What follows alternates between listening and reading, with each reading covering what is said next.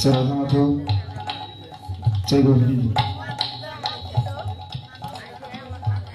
সমাগত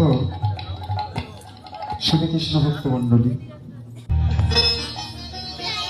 দূর দূরান্ত থেকে আগত আমার গৌর ভক্ত মন্ডলী এবং বিশ্বর অংশে সংগত আমার মাতৃমণ্ডলী, সর্বাগ্যে সকলের রতন চরণে জানা এই কীর্তন জগতের অতি কনিষ্ঠ, জ্ঞানহীন, ভক্তিহীন, শ্রদ্ধাহীন, কৃষ্ণপ্রেম মাধুর্যহীন পরমদেব শ্রী সূর্য মজুমদার উজ্জ্বল এবং আমার এই ক্ষুদ্র সম্প্রদায়ের পক্ষ থেকে সহস্র কোটি ধন্যবাদ প্রণাম।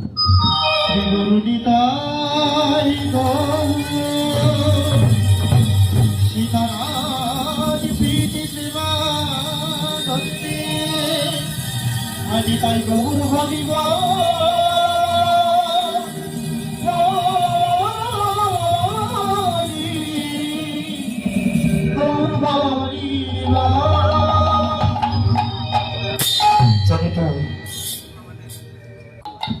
অদ্যকাল মহতী অনুষ্ঠান সাধুগুরু বৈষ্ণবের আগমন। অদ্যকাল এই মহতী অনুষ্ঠানে এই কীর্তন কি রতন, এই কীর্তন কি বস্তু, এই রতন বস্তু সম্বন্ধে আমার কোনো ভাষা, কোনো বিদ্যা, কোনো জ্ঞান এখনো পর্যন্ত অর্জন করতে পারিনি। তবু প্রশ্ন করতে পারেন, তাহলে আসলে দাঁড়িয়েছ কেন? আপনাদের মতো সাধুগুরু বৈষ্ণবের চরণাশ্রয় করে, গুরু কৃপা করে যতটুকু বলাবে ততটুকুই আপনাদের মাঝখানে আমি পরিবেশন করার চেষ্টা করব। এর মাঝখান দিয়ে অনেক ভুল ত্রুটি হবে, অনেক রসভঙ্গ হবে। যদি কোনো ভুল হয়ে যায়, নিজের সন্তানাদি ছোট ভাই মনে করে ক্ষমা সুন্দর দৃষ্টিতে দেখি। রাধা গোবিন্দের 16 প্রহর যে লীলা কীর্তনের আয়োজন করেছে আজকে এই কমিটিবৃন্দ, একটা বছরে অক্লান্ত পরিশ্রম, প্রত্যেকের দ্বারে দ্বারে মাদুগিরি করে যে কষ্ট অর্জিত অর্থ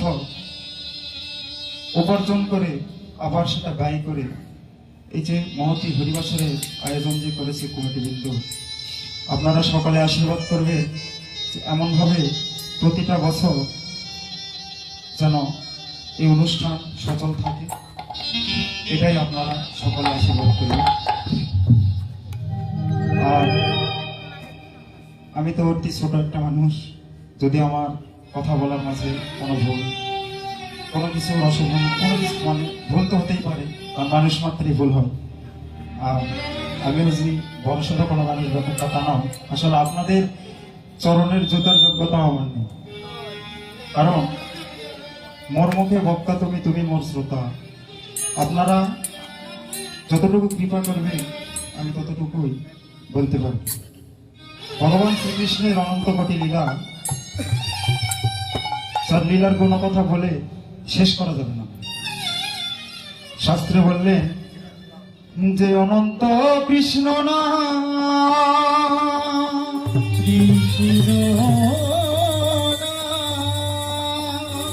হবে অনন্ত যার মহিমা, অনন্ত যার মহিমা জীবনার দাদি ব্যাস দেবে, ব্যাস দেবে দিতে না, দিতে না রে সীমা, দিতে না। তাই বল হরিবল হরিবল।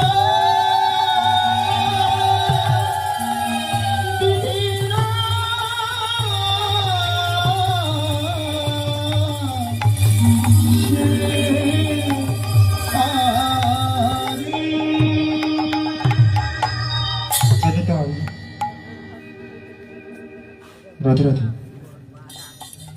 মহামণি ব্যাসদেব 18 পুরাণের শ্রেষ্ঠ পুরাণ শ্রীমদ্ ভাগবত, ভগবানের লীলা কথা তিনি যখন রচনা করে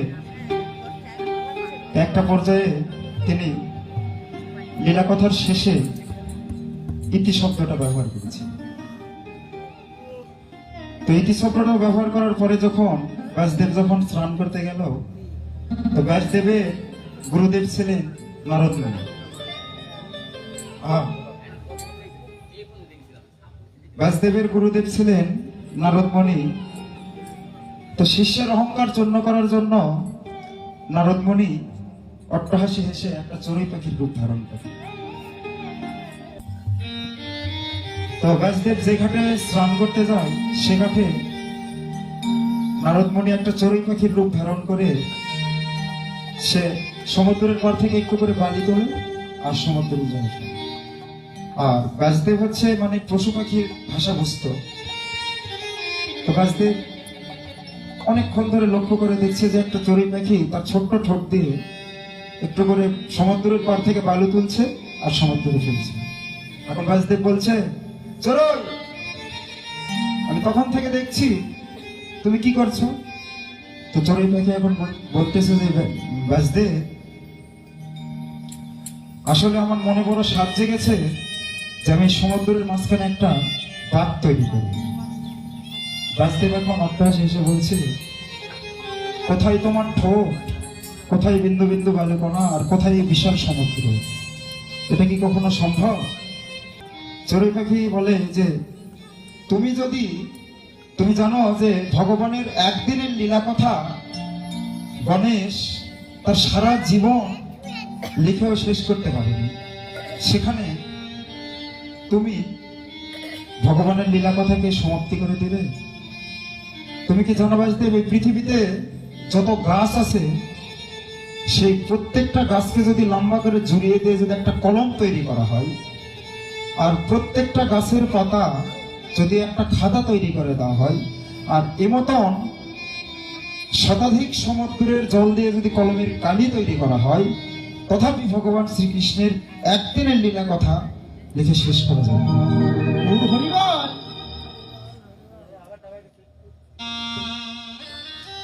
তো ব্যাসদেবে চৈতন্য জাগ্রত হলো। সে পারাপারি করে স্নান সেরে সে গ্রন্থ মন্দিরে গিয়ে সেখানে সে ইতি শব্দটা একটানে কেটে দিয়ে সেখানে লিখলেন যে অনন্ত কৃষ্ণ নাম, কৃষ্ণ অভয় অনন্ত যার মহিমা, মহিমা অভ নারদাদি বাসুদেবে দিতে না রে সীমা। তাই গৌরাঙ্গে হরি হরি বলো।